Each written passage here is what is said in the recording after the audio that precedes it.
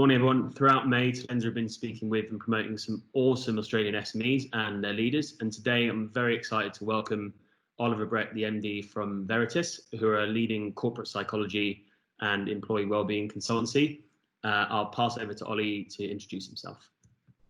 Cool. Thanks, Henry. I'm really excited to be here, and yeah, thanks for the opportunity to talk and tell you our story and what we've found out about ourselves and about everything during this period and longer term than that. So it's an interesting one. As you said, it's been both a long journey and a short journey, which is really good. But I suppose to introduce myself a little bit, I'm a psychologist and managing director of Veretis as well. So we operate in a lot of different areas of psychology, both in the corporate space. We do some legal work, medico-legal work as well, and then also elite performance psychology as well, which comes into sports, and then also organizational performance as well. Cool. So yeah, like I said, I mean, I guess we've known each other for a few years now, and I mean, prior to us meeting, you guys have been operating in the Australian market for quite a lot of time. So you've been, I guess, a real success story. I guess, where did it all start, and can you tell us a bit about the journey so far? Yeah, so Veretis is sort of the third iteration of this organisation. So we started off in 2005 as Grant Brett and Associates, and that was stemming off our founder sort of having an organisation previous to that, which introduced that employee assistance programs, mental health and wellbeing in the workplace. He grew an organisation there, which was national wide, one of the founding industrial organisations at that point. So that started Grant Brett and Associates, really focusing back on the performance aspect of mental health and mindset in the workplace, as well as the sporting side of things. And that was really a one-man band. So as that then grew, we then became what was called Inside Elite Performance Psychology, growing again and focusing more on the performance aspect of psychology. So how does our mindset, how does our emotional intelligence, emotional regulation impact our behaviors to produce high performance? And as we sat in that space, as we grew that out, that aspect of performance, we varied that a little bit. So it wasn't just based on performance, how am I doing at work? How am I doing on the field for the sporting clients? But really, whatever it is that gets you going, that is your identity, that is that passionate thing you are. And that's, things from, whether that's CEO, the full forward for the Swans, the halfback for the Roosters, or being the best mum or dad that you possibly can be, or being the best Rotary Club member, the best church member, whatever it is in your life that really got you going, being the best at that you possibly can be, and onboarding that achievement mindset to keep getting better and overcoming the challenges that you face. Because again, whether you're a CEO, a full forward, a halfback, or a mum or dad, if you're passionate about something, you're going to find challenges in that area. You're always going to have challenges. That's part of living in an achievement-oriented lifestyle. So onboarding a mindset that approaches those challenges in a way that is energizing, with resilience and building, is going to help determine your success and growth in that area. So we sat in that space with Inside Elite Performance Psychology for a while. And then as that grew, and this is when, you first met us when we were Inside Elite Performance Psychology, and there was like two and a half of us sitting in a room sort of running these programs or organizations. As that grew and we sort of were doing more things for different people, we sort of lost that sense of brand or identity, which is funny because that was sort of what we were helping clients with in a way, how you onset that, that founding mind or that grounding foundation mindset to help you grow. We sort of lost that ourselves a little bit. So as we grew a little bit more, we sat down and thought, okay, we need to really get a strong definition of who we are, what we do, and what we stand for, so that we can really build out programs around that, really build out support for organizations and elite athletes and individuals around that. And that was where the idea of Veretis formed as well. Something that we could really redefine ourselves, get a lot clearer in the proposition that we were providing to clients, so that we could build through that as well. So still very much based on the how our mindset impacts both our well-being and our performance, and looking to continue that journey on. And now we're at about, I think we're at 11 staff members now, which has been great. We've redefined the model of how we interact with those staff members, which has been really good. And COVID, we've been growing through that, or adjusting to that, and moving with those challenges as well. But it's been a really exciting time. And as you said, since building that brand around Veretis and having that message more solidified around what we do, it's been really helpful in our business development as well. And we've found that new clients are more engaging with us, which is great. And the clients that are ongoing clients, their confidence, although we're always delivering a top of the line, quality, results-driven product, even their trust in us is grown because they now really know who we are and what we do. Yeah, I guess the service you guys provide have always been important in the corporate world or in the sporting world, but I guess more so now than ever, resilience and mindset, especially with COVID and the way that everything's going, is you're going to be a busy man, I think, over the next few years. But it's great. It's an awesome story, and I'm sure there's plenty more in the tank. I'm going to see you grow even more. But I guess it kind of leads me into my next question. I guess for the short term and I guess your long term goals, where do you see Veretis going, and what would, I guess, success look like? Yeah. So, without harping on coronavirus more, because I think we're all getting a little bit tired of talking about it, 2020 for our goals was really set into that performance aspect. So looking at doing the leadership development, looking more to try and build out the solutions we have for organizations, to build out leadership frameworks, to build out well-being programs that were predicated on not just feeling good, but, acting good and behaving good as well. Because again, going back to what we're founded on, you look at the World Health Organization, their definition of mental health is not just how you're thinking and feeling, but your pursuit of those meaningful activities, those activities that give you purpose as well. So we were starting to really hone in on that behavioral aspect of that as well. How do we not just think and feel good, but link that into behaving well or in line with our values and pushing ourselves in that manner, to then also come back to having impact on our mental health and well-being.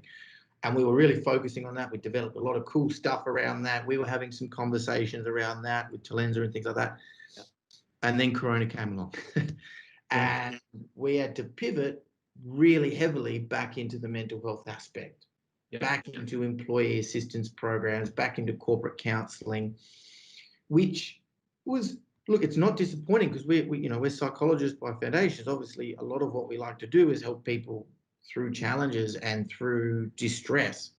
So, but it was a little bit of like an moment, like we were building up a head of steam, and now we've got to focus back on this other area of our business, which, at the time wasn't our primary focus, but through this all, not only did the other aspect of our business sort of slow down, but like you just said, there's been a need to support individuals, and the role organizations play in that has become forefront of mind. So we had to pivot back into focusing on that area, which has been an interesting journey. It's made us reevaluate our offering in that space.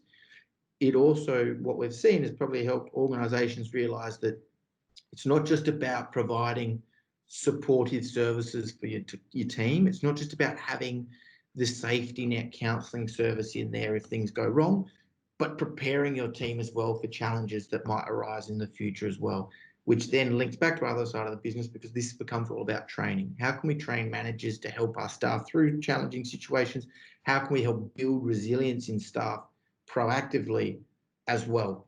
Yeah. So that's been a really interesting journey for us as well. It's sort of like, going back to the old school days of like where we came from back even before we were Grant Brett and Associates, that real bread and butter counselling aspect.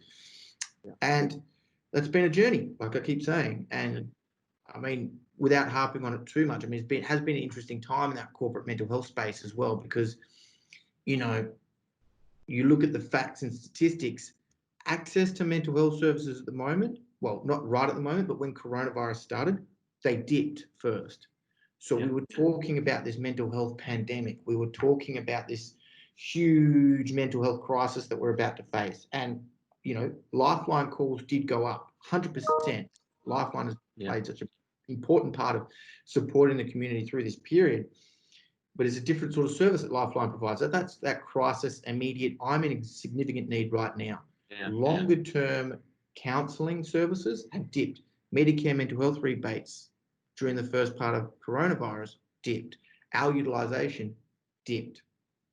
What we then saw progressively happen, and well done to Australian businesses for this, because during that dip, we had lots of organisations reach out and say, hey, we need to support our staff, we need to support our staff, we need to support our staff, which was great. We had this opportunity to build out programs for them, which helped then put in place for what we predicted to happen, which was then the surge in mental health uptake. Point of Lifelines, I think I heard yesterday, I think they're getting a call every 30 seconds now. I don't know what statistic was before, but I mean, that's obviously increased drastically, I would have thought. But even from, I guess, what you mentioned, you were helping us with the performance piece in our business and also how to develop the culture. We got a really, resilient bunch of people already. But I guess myself and my business partners and our leadership team have had to pivot, a bit like you have, and focus on how to keep people motivated, make sure their mental health and well-being is kind of forefront of mind, and everything else almost has been pushed to the back of the queue, because people have had to learn how to operate in a completely different environment that really no one was prepared for. So it's been an interesting experience, I guess, for everyone. But I guess don't want to get stuck on the COVID stuff too much, but I guess I know you've got some awesome stories around some of the clients. So I wondered if you could share if there's one or a couple of particular clients you're proud of, some of the work you've done, or anything that's particularly interesting in the past. Yeah, definitely. So, I mean, some great work that we've done with is an organisation called CENet, or Catholic Education Network, and what their role is they provide the IT software solutions, service provider solutions for all the Catholic schools, or most of the Catholic schools, across the eastern seaboard of Australia. So again, when we're talking about proactive work, I mean, we've been doing a lot of culture work with CENet, and they've got a terrific culture as well, which is brilliant. But also then during this time, what we've been providing them again is that proactive aspect of mental health during this challenging period. So every 2 weeks, we're linking into their team meeting for half an hour to do a presentation on, not just surviving, working from home, but thriving as well during the challenges we're experiencing. So that's been one aspect that's been really good. We've been doing a lot of good work with some of the sporting teams we work with as well. So, the Roosters, the NRL team, we've been doing a lot of work preparing them to engage in what is going to be a different season to what is usually expected, and how do we keep our engagement levels when high and our motivation high to play football, which for them is more than just playing football. It's obviously work and livelihood, when there's been so much extra challenges placed on your personal life in order to do that. So then prioritising becomes a big issue, and how do you still stay focused on your dream when these extra challenges are put in that? So that's been a really interesting journey as well. Some of the other exciting work with clients that we've been doing at the moment or previously as well, we've been doing a lot of work with some international organisations. So, we operate here in Australia, but we're part of a global partnership in regards to corporate mental health, helping to look after those businesses that are multinational. So Nike, Deutsche Bank, BP, those style of organisations. So it's been a really interesting period in how do you provide a global solution to mental health in the businesses when you've got different priorities, different challenges across the globe in that period as well. And that's been a really interesting perspective, looking at, the challenges that UK face, or we face, or America face. The other interesting part of that work has been, obviously all the different countries are at different time frames with their coronavirus response. So, we've been busy looking at how Italy responded and what their mental health crisis has been like, and that's where we predicted the dip and then surge. We got all that data from Italy. That's what we saw over there, and then that's what happened here. So that's been some really interesting work. We're doing a lot of work now, preparation, helping leaders and young organizations in particular that don't have that history of leadership, that history of leadership framework, helping them put some things in place now about understanding not just how their leaders should be responding, behaving, thinking and prioritizing at the moment, but how does that look in 5, 10, 15, 20 years time when the next wave of leaders come through. So it's very different there where it's sort of in the moment leadership, but a lot of interest around leadership framework. So for you and the boys at the moment, you're the founders, you're running the joint at the moment, but what does it look like for Talenza leadership in 5, 10, 15 years time? We've been working with a lot of young organisations in that aspect, which is really cool because it's showing a lot of foresight and, into what the future's going to hold. And, may or may not be related to Corona so much. That's more getting back on track to thriving within the organisation. Yes, interesting one, because I guess everyone's kind of adapted to the current situation. But we've been chatting about maybe what the challenges are going to be about going back to work and then, moving forward. What do you see as potentially the impacts on employees and people changing their routine back into what is probably going to be a new world of work? We're not going to just revert back to maybe what we knew before. There's going to be different bits and pieces that we're going to have to take into account. There's going to be more Zoom calls and Teams calls and stuff that people need to cope with. So do you see challenges, opportunities?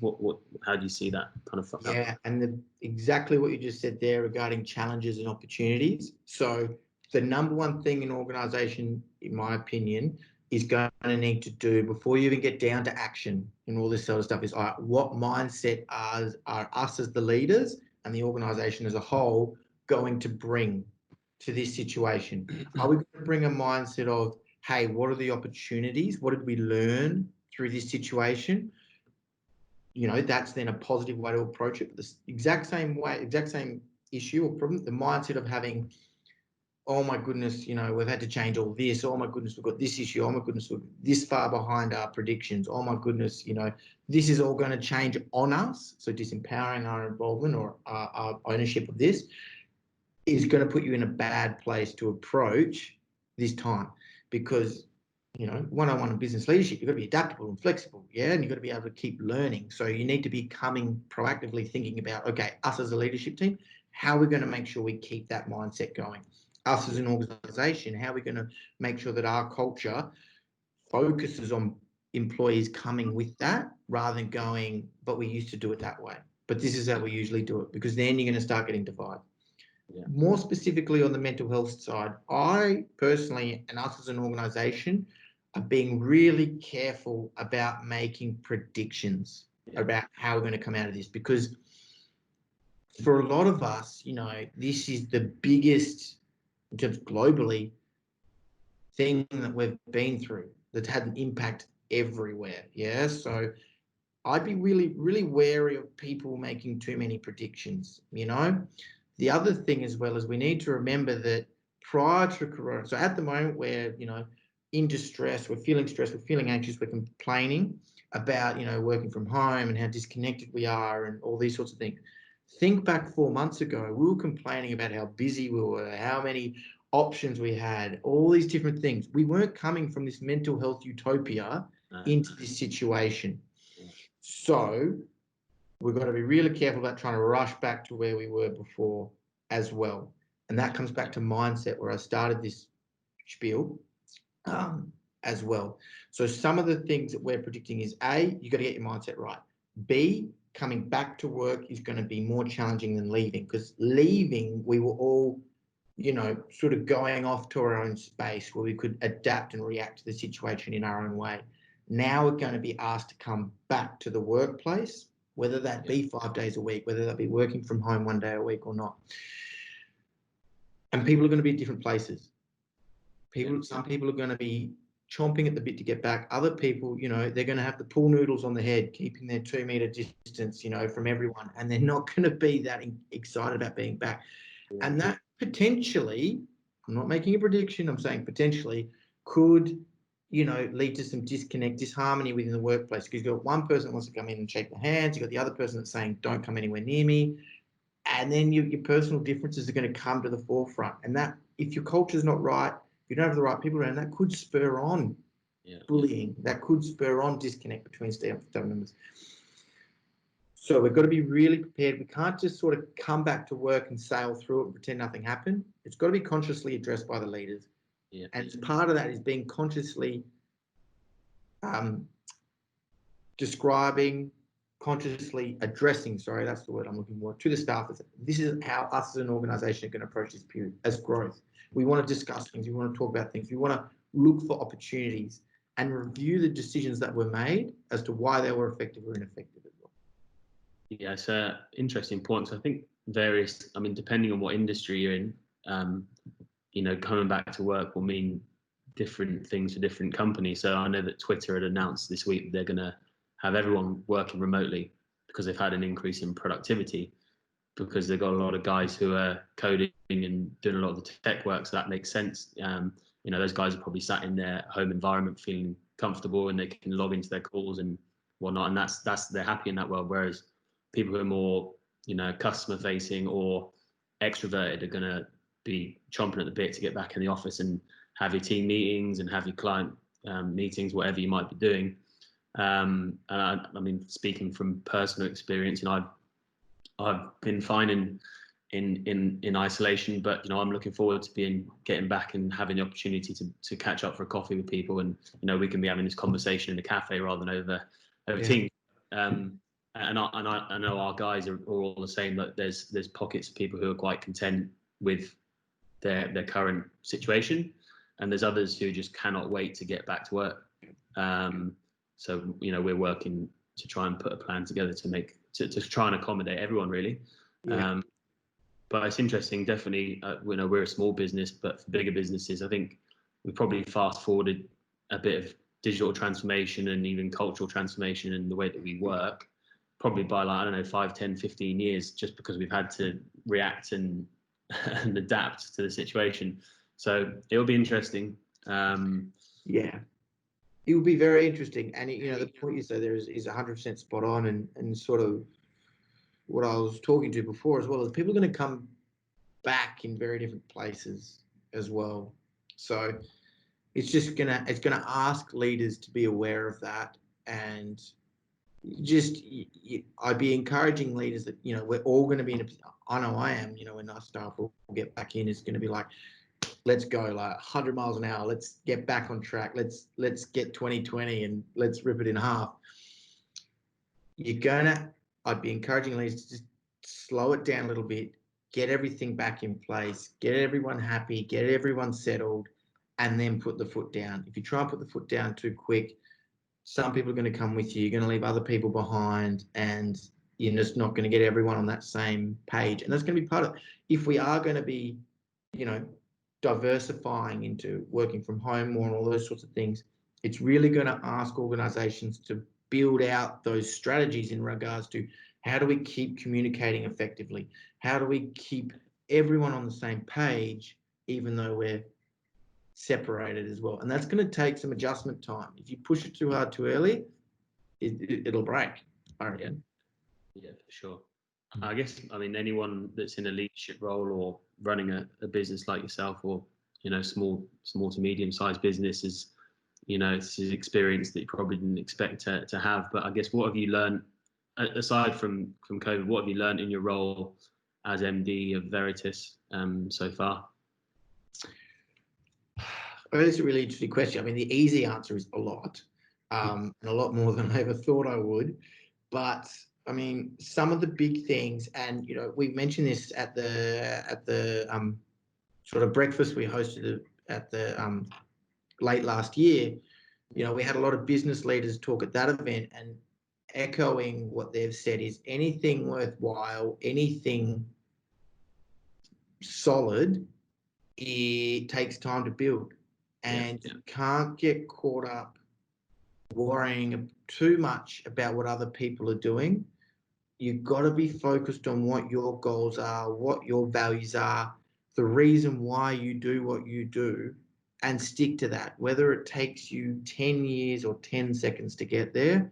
But chances are, and the probability is, it's going to take a long time.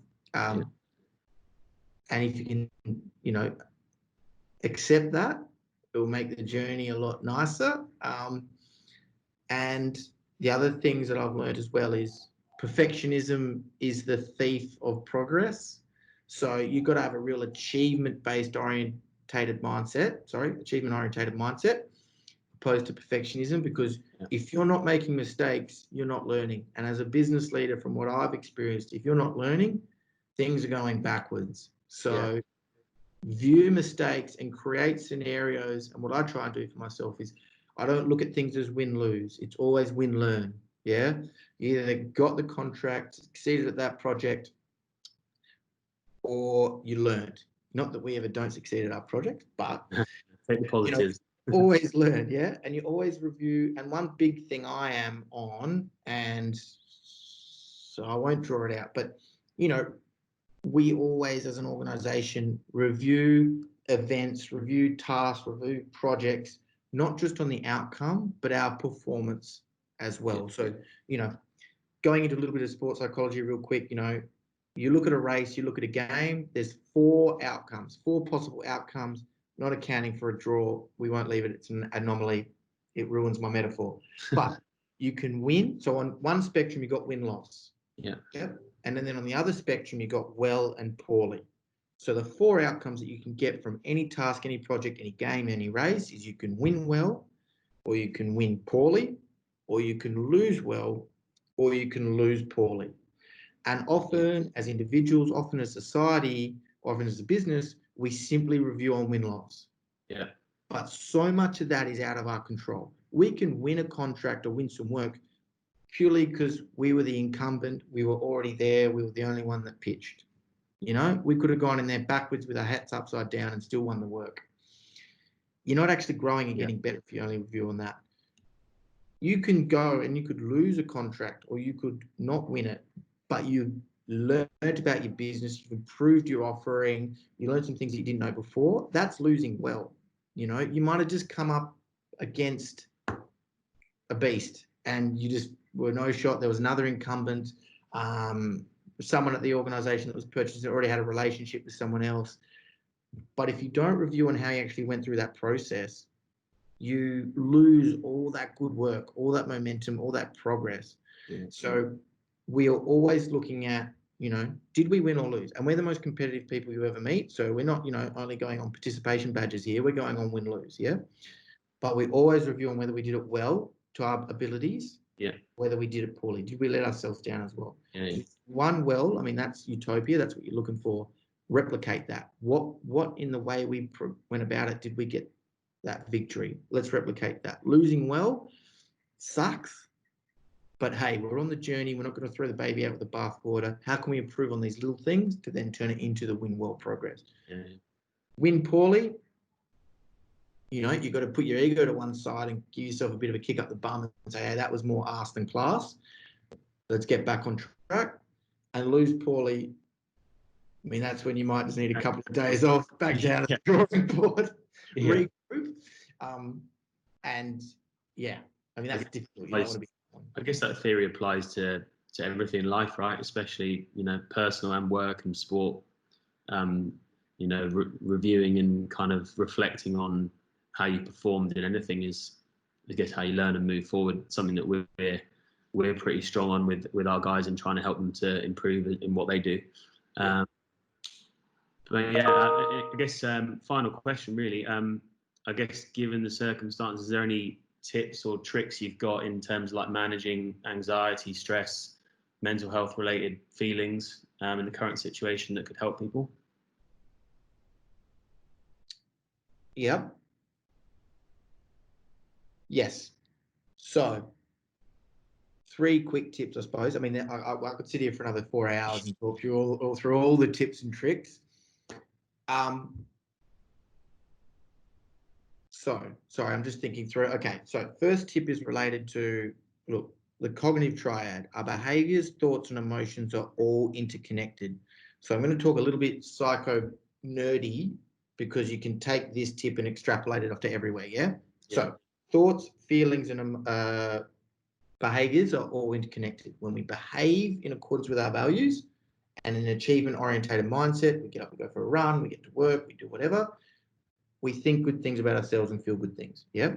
So this is why at the beginning of COVID, to give it an example, everyone was so red hot on get a good routine in place and get a routine that prioritizes getting started in the morning.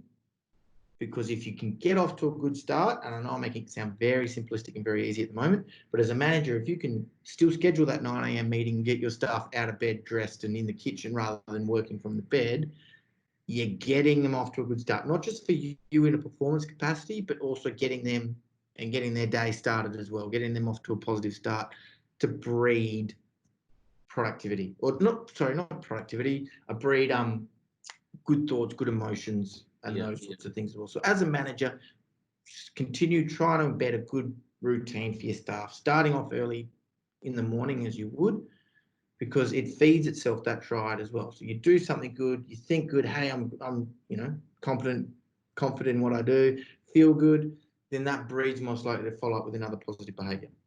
Yep. Number 2 would be take time. So during all of this as well is, as I said, people are going to be in different positions, different states. When people start coming back to work, you're going to have to take the time to be with, not just do with as well. Get an understanding of where your staff are at. Get an understanding of what their needs are. Get an understanding of what they're seeing as the opportunity and seeing as the threats at the moment, so you can account for that and so you can make wise decisions off that as well. Third of all is, going back to the triad, is don't downplay the impact that having a meaning and purpose through all of this can have on someone. Yeah. So yeah, you don't want to be the guy that's whipping, 24/7, more, but helping your class, your cohort feel meaningful, being purposeful, like their impact is still making a significant difference, is great. And 2 really quick ones there on the back of that, as well as one thing that we've found out. Like we're doing a lot of Zoom meetings as well. We're always on the computer. And then obviously we're trying to keep up our social connections as well, which we then again do via Zoom. What we've been working with a lot of clients individually with is make sure you as a leader or you as an individual have a gap in the day between work Henry and personal Henry when you're not on the computer. Yeah. So you've got to juggle obviously working and then the social connections as well. But have a 45-minute gap at 5 p.m, 6 p.m, whenever you finish your work day, to get off the screen, go for a walk, get outside, do some knitting, do some painting, kick a football, whatever it is that, gives you a bit of a break and a refresh, before you then cruise into Zooming for social purposes as well, because it can get a bit much. Quizzes and all sorts. It's tiring, isn't it? Yeah. But Ollie, thank you so much for your time. It's been an absolute pleasure to have you on, and hopefully it's given everyone a bit of an idea of what you and Veretis can do. Guys, if you need some help with corporate psychology or employee well-being, excuse me, or any advice, then please reach out to Ollie and the guys. They're an awesome bunch. But Ollie, thanks again, mate, and hopefully we'll speak soon. 100%. Thank you very much. Cheers, mate.